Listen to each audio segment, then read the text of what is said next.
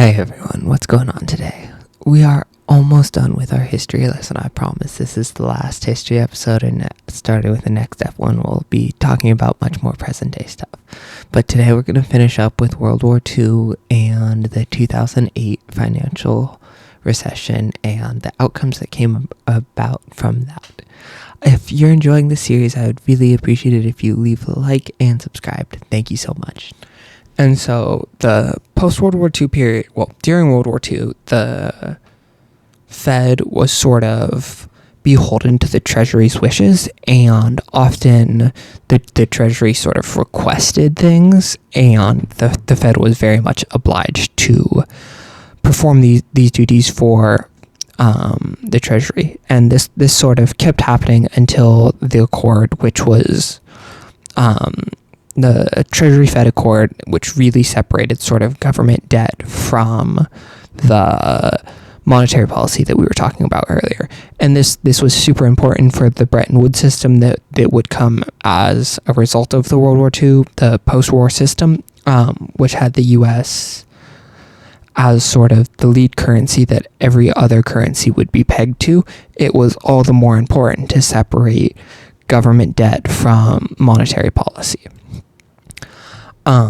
So then after the period from basically 1950s to 1990s was relatively chill. It's called the period of great moderation. There wasn't a ton of inflation. There wasn't a ton of major sort of issues or scandals that the Fed had. Like overall, all in all, they did a good job, I think. I would say. And I'm sort of basing this on the fact that there's no major stories from this time of their failures, which it's very apparent when there are perceived failures of the Fed. And so I set up to the 1990s because in the 1990s, like something very interesting started happening where the banks started getting a little more greedy and wanting to get more people paying loans. And so in order to do this, they started offering less than perfect mortgages. And so these were often to people who had risky credit scores or a history of non-payment or defaulting on other loans. But the banks still wanted to give these people money or give them money to buy a house because the housing market at the time was super stable, and there's sort of this idea that it's always going to go up, and everyone should own a house. Like that is a core part of the American dream. And so based on this, they offered these subprime mortgages, which were then bundled up into like big packages and sold on the stock market as securities. And so from that's on the thing, and you can see the graph, but from 1990 to 2006, there was more than a doubling of both the sort of price and amount of debt that was owed on mortgages in the US, because a lot of these people who were taking on these subprime mortgages weren't sort of very trustworthy. They were getting these sort of variable interest rates that were low to begin with, and they could make the payments at the start, but as time went on, the interest payments would increase, and very quickly they found themselves sort of underwater or behind on these payments and were forced into foreclosure and to sell their house for cheap. However, this did not end well because it effectively created a run on the housing market where, as one house was foreclosed on, the price of all the other houses dropped in said area, because a house that's foreclosed on sells for basically as cheap as the bank will let it go, because the people are underwater on their mortgage, meaning they owe more money than the house is worth. And so the bank is just trying to get whatever money back they can on a loan that's not going to come to maturity and pay out any dividends, and they're just trying to cut their losses. But as this happens, it devalues all of the other houses in the surrounding area, which in turn puts more people underwater and has more foreclosures, which again keeps forcing the housing price down. And so this is sort of what we see in this period, where there's just this massive drop in real estate prices across the US.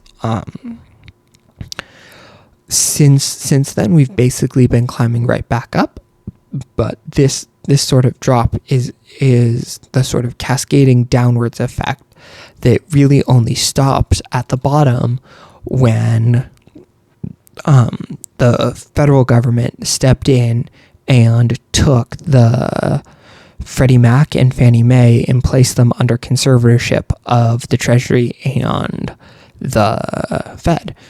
And so basically what Freddie Mae and Freddie Mac are investment vehicles for people to buy or to get loans and mortgages for their houses. And they were sort of the ones who were giving a lot of these subprime mortgages. And the sort of result of all of this was there was a bunch of banks that were way, way behind because they were holding all of these securities, and ultimately the federal government had to step in and back the underlying mortgages to restore the confidence in the market.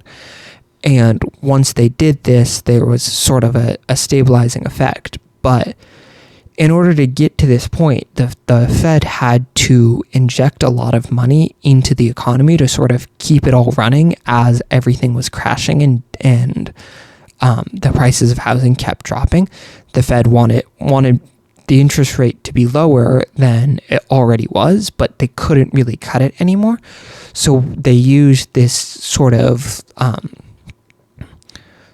niche, small process called quantitative easing, which is where the Fed basically buys back a bunch of the mortgages and securities that are underwater and injects cash into the market for these assets, but they're buying them back at higher prices than they're worth to sort of offset the losses that the banks would feel. Which we were seeing the effects of today, of like a lot of the inflation and monetary policy we're seeing in effect even from like COVID is like very much a sort of aftershock and after effect of policy that was used during this period of time. And so I also threw a picture of the Occupy Wall Street movement down here because this, I feel like, was a direct result of this recession and this sort of idea that like what they did to fix the problem wasn't really fixing the problem. It was a bailout for the rich people who had gambled and taken too many risks, and the people who were underwater and struggling to pay their mortgages weren't really seeing the benefits. And so this gave rise to a lot of frustration, and this idea that like the 99% is basically doesn't have say in the political world, because the 1% uses their capital to push whatever narrative they want. And I also think it's important to note that there was a lawsuit that happened at the same time that very much perpetuated these feelings, and we'll probably discuss it at some point, but Citizens United versus Maryland?